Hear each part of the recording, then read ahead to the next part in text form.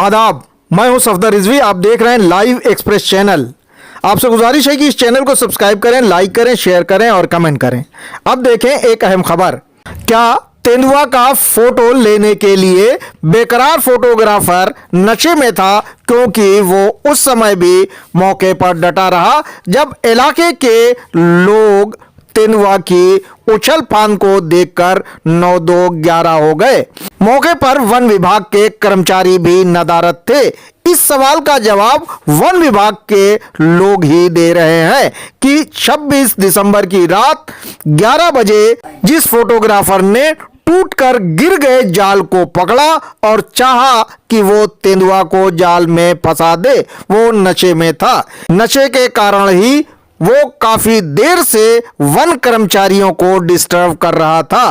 One विभाग के लोगों ने ये जवाब इस सवाल पर दिया कि जो काम वन विभाग के कर्मचारियों को करना चाहिए था, वो काम फोटोग्राफर ने क्यों किया। इस पर उनका कहना था कि वो नशे में था, इसलिए तेंदुआ के सामने आ गया। अगर वो नशे में नहीं होता तो वो कभी तेंदुआ के सामने नहीं जाता।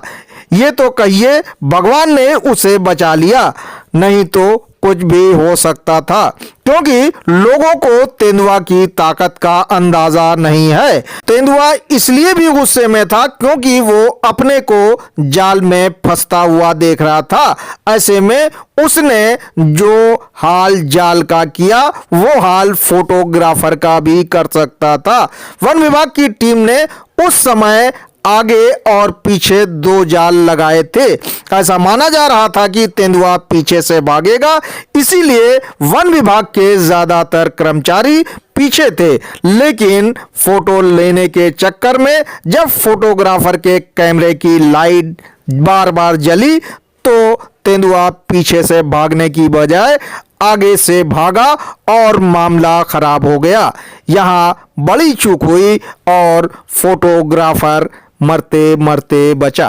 फोटोग्राफर सुधांशु कुमार ने पूरी घटना की तफसील किस तरह बयान की, सुने। ऊपर से वन विभाग के लोगों ने एक सर्च लाइट टाइप की चीज जलाई, तार जलाई बड़ी, तो वो अंदर से उसने मूवमेंट करी, हरकत करी। तो हम लोग भी जाल के पास बाहर, मैं भी अपना कैमरा लेकर के खड़ा हो गया और बाकी की वहाँ भीड़ थी, 200-250 लोगों की भीड़ थी चारों तरफ जी। तो उतना डर नहीं लग रहा था उस समय तक।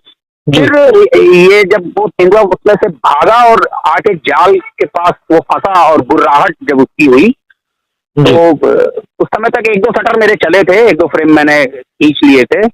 और पीछे से पब्लिक जब मैंने बगल में देखा तो पीछे से पब्लिक पूरी गायब, कोई नहीं। फिर सिर्फ एक लड़का जाल पकड़े खड़ा था अभी भी।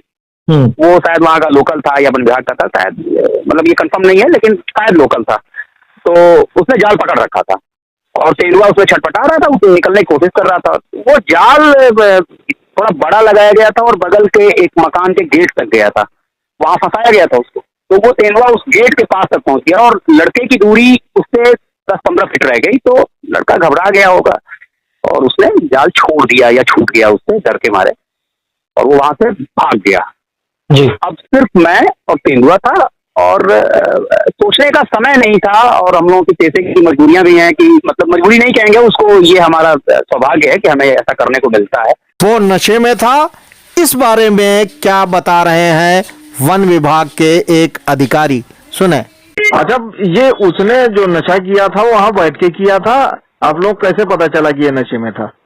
उसकी बातों से जो है, उसका जब बोलने का, हर आदमी का जब बोलने का अलग वो होता है जी। अब मैं बोल रहा हूँ तो आपको जो है, अभी अगर मैं पिया हूँ तो जो है आपको जो है बोलने की आवाज ही अलग लगेगी जो है। बिल्कुल बिल्कुल। तो आप लोग लड़खड़ाएगा जो है, वो करेगा जो है बोलने में। तो उसकी हरकतें आप लोगों को ऐसी लग रही थी कि जो है नशे में पिए हुए है, शराब वगैरह। हाँ। अच्छा, इसीलिए शायद वो सेंस में नहीं, पूरी तरह से नहीं था, इसीलिए वो बाघ के सामने आ गया। हाँ।